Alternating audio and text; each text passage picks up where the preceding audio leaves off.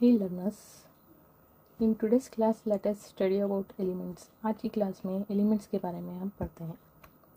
तो एलिमेंट्स क्या हैं, एलिमेंट्स कितने हैं, ठीक है, और एलिमेंट्स के टाइप्स कितने हैं, ये सब हम आज की क्लास में देखेंगे।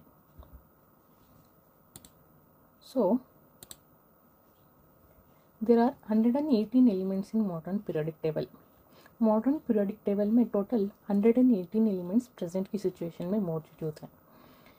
Still, discoveries has been made and many artificial or human-made elements has been discovered.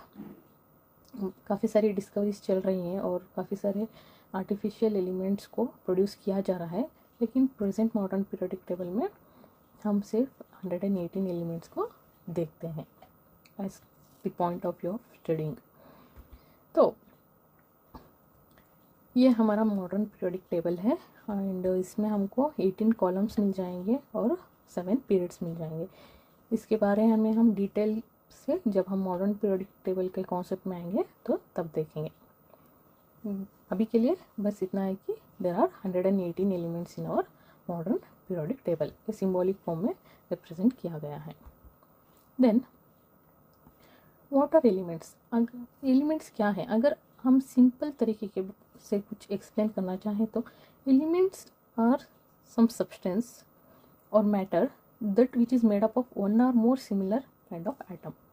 अगर सीधी बात में एलिमेंट्स क्या है अगर बताना चाहते हैं तो इतना बता सकते हैं कि अगर कोई सब्सटेंस या फिर कोई मैटर सिर्फ एक ही तरीके के या एक ही तरीके के एटम से बना हो, या फिर वो एक ही एटम हो या फिर वो एक से ज़्यादा एटम हो, लेकिन कंडीशन ये है कि उसमें सिर्फ एक ही तरीके का एटम होना ज़रूरी है। मतलब फॉर एग्ज़ाम्पल चारकोल लेंगे तो उसमें सिर्फ हमें एक ही तरीके का एक ही एटम मिलेगा जो कि है कार्बन।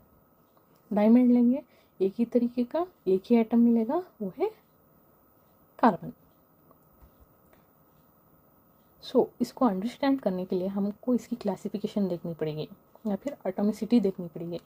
अगर कोई भी सब्सटेंस एक ही एटम से बना हो, एक ही तरीके का एटम से बना हो, then it is called as mono atomic element.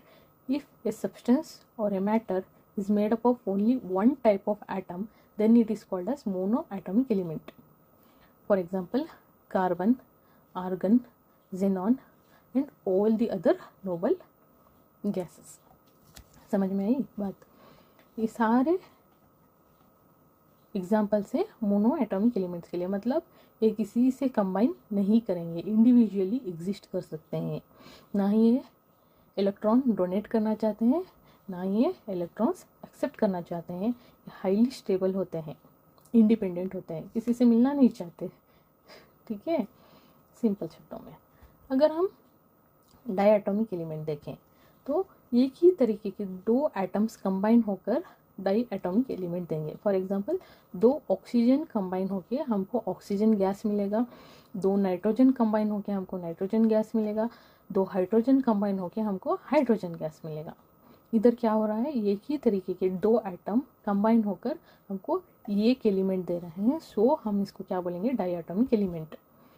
Similarly अगर तीन एटम्स कंबाइन होकर हमें एक एलिमेंट दें तो उसे हम बोलेंगे ट्राई एटॉमिक एलिमेंट। अगर 4 similar type of atoms combine होकर अगर हमको एक एलिमेंट देंगे तो हम उसको बोलेंगे tetra atomic element. Then if more than one similar kind of atom combined together to form an element, then it is called as polyatomic element.